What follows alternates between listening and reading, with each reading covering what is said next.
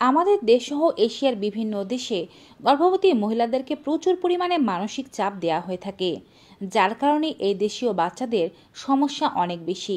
গর্ভবতী মহিলারা গর্ভাবস্থায় এমনিতেই প্রচুর পরিমাণে মানসিক চাপে থেকে থাকেন। এছাড়াও স্বামীর দুর্ব্যবহার কিংবা পরিবারের মানুষের বাড়তি চাপগুলো গর্ভবতী মহিলাকে মানসিকভাবে ভেঙে দেয়, যার ফলশ্রুতিতে আসে কান্নাকাটি করা। এছাড়াও মানসিক চাপ তো রয়েছেই। এই মানসিক চাপ, মন খারাপ করে থাকা কিংবা কান্নাকাটি গর্ভের বাচ্চার কতটা ক্ষতি করে জানেন, এবং মায়ের কতটা ক্ষতি করতে পারে? যদি জানা না থাকে তবে সম্পূর্ণ ভিডিওটি দেখুন, আপনার চোখ খুলে যাবে। Hello মামিজ, daddy's and all my lovely viewers, সকলের কাছে অনুরোধ থাকবে আপনারা যারা আজকে এই চ্যানেলে নতুন তারা অবশ্যই মা ও শিশু স্বাস্থ্য বিষয়ক এমনই উপকারী ভিডিওগুলো পেতে চ্যানেলটি সাবস্ক্রাইব করে পাশে থাকা বেল আইকনটি ক্লিক করে অল নোটিফিকেশনে ক্লিক করে দেবেন। এতে করে আমরা ভিডিও আপলোড করার সাথে নোটিফিকেশন আপনাদের কাছেই পৌঁছে যাবে। আপনারা আমাদের Facebook page health Bangla beauty follow করুন। চলুন মূল ভিডিওতে যাওয়া যাক। অন্যদের তুলনায় গর্ভাবস্থায় একজন মহিলা খুব বেশি পরিমাণে আবেগী হয়ে থাকে। অল্পতেই তার কান্না চলে আসে কিংবা সে রাগারাগি করতে পারে। এর জন্য কিন্তু পরিবারের লোকজনদের সাপোর্ট দেওয়া উচিত, কিন্তু পরিবারের লোকজনেরা ভিন্ন ভূমিকা পালন করেন। তারা এগুলোকে ঢং, অভিনয় বা নাটক বলে চালিয়ে দেন। মহিলারা কোনো মানসিক সাপোর্ট পান না, যার বিরূপ প্রতিক্রিয়া মহিলার উপরে যেমন পড়ে তেমনি অনাগত সন্তানটির উপরেও পড়ে। গর্ভাবস্থায় এই সমস্ত মানসিক চাপ, মন খারাপ থাকা কিংবা বিভিন্ন ধরনের সমস্যার মূল কারণগুলো সম্পর্কে চলুন জেনে নেই। একজন গর্ভবতী নারীর মানসিক চাপ হওয়া কিংবা মুড সুইংসের সমস্যার প্রধান একটি কারণ ইস্ট্রোজেন, প্রোজেস্টেরন এবং এইচসিজি হরমোন। এই হরমোনগুলো ওঠানামার কারণে মেজাজে প্রভাব পড়ে, আবেগ উদ্দীপ্ত হয়, গর্ভবতী মায়েদের অনেক ধরনের সমস্যা দেখা দেয়। এছাড়াও তার মানসিক চাপের আরেকটি কারণ হচ্ছে স্ট্রেস। শারীরিক ও মানসিক সকলভাবেই মা অসুস্থ হয়ে পড়ছেন। শারীরিক ও মানসিক অনেক পরিবর্তন আসছে। পারিবারিক সম্পর্কগুলো ঠিক রাখতে পারছেন না, নিজের কাজগুলো সঠিকভাবে করতে পারছেন না, এবং সুস্থভাবে একটি বাচ্চাকে জন্ম দেওয়ার আবার চাপও রয়েছে তার মধ্যে, যার কারণে মা কিন্তু অনেক সময় স্ট্রেসে পড়ে যান। তার শরীরের পরিবর্তনও তাকে মানসিকভাবে প্রভাবিত করে।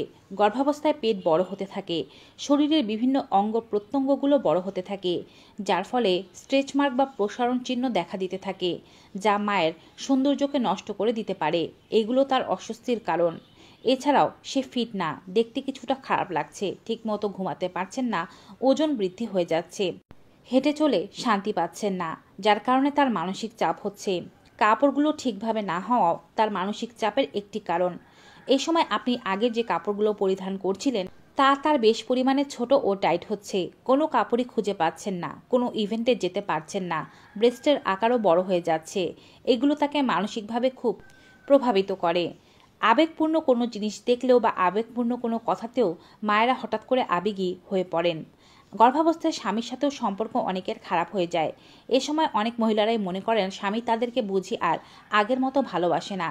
গর্ভবতী থাকার কারণে অনেকের স্বামীরাই আবার পরকীয়ায় লিপ্ত হয়, যেটি মোটেও ঠিক কাজ নয়। গর্ভাবস্থায় আবার বিভিন্ন মাইল ফলক আছে। প্রত্যেক আল্ট্রাসাউন্ডে বাচ্চার একটি নির্দিষ্ট ওজন, উচ্চতা থাকতে হয়। এই মাইল ফলকের জন্য গর্ভবতী মায়েরা চিন্তিত থাকেন।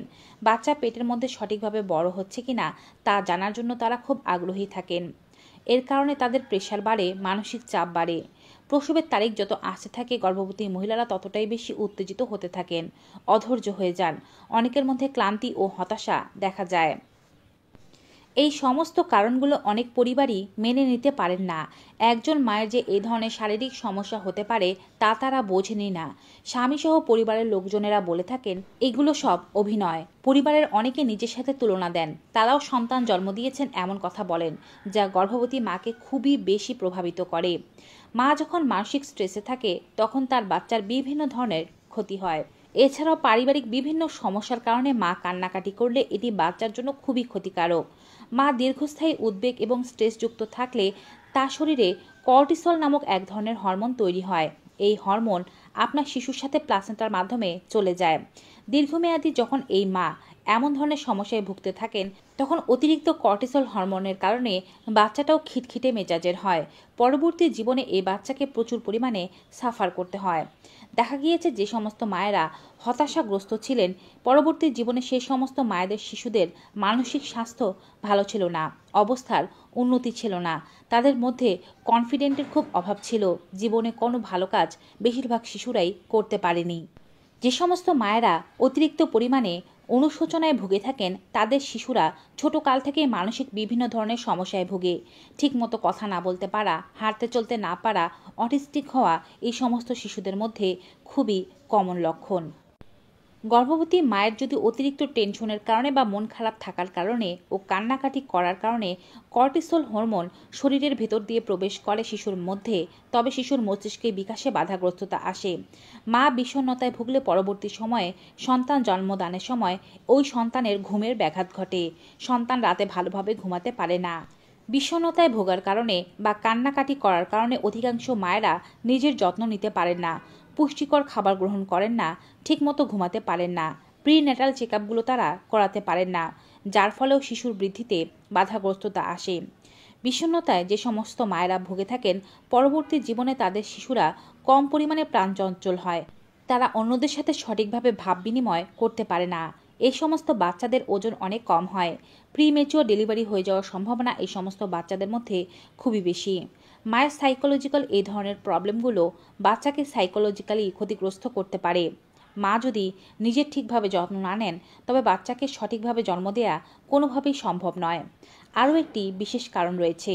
যে সমস্ত মহিলারা প্রচুর পরিমাণে স্ট্রেসে ভুগে থাকেন, কান্নাকাটি করেন, হতাশায় থাকেন, তাদের এই মানসিক চাপ তাদের বাচ্চাকে খিটখিটে করে তুলতে পারে।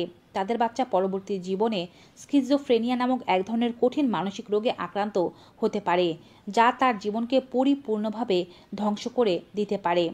দেখা গিয়েছে যে সমস্ত মহিলাদের স্ট্রেস অনেক বেশি, তাদের বাচ্চাদের পরবর্তী জীবনে ডায়াবেটিক হওয়ার সম্ভাবনা, উচ্চ রক্তচাপ হওয়ার সমস্যা, হার্টের সমস্যা, কাজে মনোযোগের অভাব, কর্মে আত্মবিশ্বাসের অভাব, হতাশা এই ধরনের সমস্যা তাদের দেখা যায়।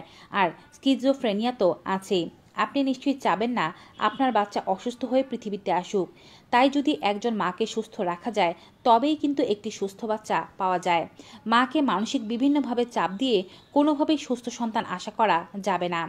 অনেক সময় দেখা যায় বাচ্চা প্রসবের পরপরই মায়েরা বিভিন্ন ধরনের ডিপ্রেশনে ভুগে থাকেন।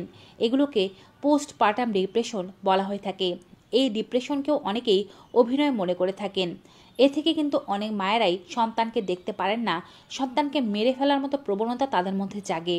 এটি কিন্তু মায়ের কোনো দোষ নয়। ডিপ্রেশনের কারণে মায়ের এমনটা হচ্ছে। বাচ্চা হওয়ার পরে মায়ের অনেক সাপোর্টের দরকার। বাচ্চাকে সঠিকভাবে যত্ন নেওয়া, ঠিকমতো না ঘুমাতে পারা, নানাবিধ সমস্যার কারণে মা অনেক ধরনের স্ট্রেসে থাকে, যার ফলে তার পোস্টপার্টাম ডিপ্রেশন হতে পারে। এ সময় পরিবারের লোকজনদের সহযোগিতা মাকে সুস্থ হয়ে তুলতে সাহায্য করে। তাই বাচ্চা জন্মানোর আগে ও পরে মায়ের সঠিকভাবে যত্ন নিন, যদি একটি সুস্থ বাচ্চা আশা করে থাকেন। তো ভিউয়ার্স, নিশ্চয়ই বুঝতে পেরেছেন গর্ভাবস্থায় কান্নাকাটি করা একটি শিশুর জন্য কতটা ক্ষতিকারক হতে পারে। এটি শুধুমাত্র 9টি মাসের জার্নি নয়, একটি শিশুর পুরো একটি জীবনের ব্যবস্থা। তাই সঠিকভাবে প্রত্যেক মা ও তার পরিবারের কাজ করা উচিত। ভিডিওটি সকল গর্ভবতী মায়েদের মাঝে বেশি বেশি করে শেয়ার করে দিন, যেন সবাই এই উপকারী তথ্যগুলো সম্পর্কে জানতে পারে। আজকের মতো এখানেই বিদায় নিচ্ছি ভিউয়ার্স। সবাই ভালো থাকুন, সুস্থ থাকুন। Goodbye and take care.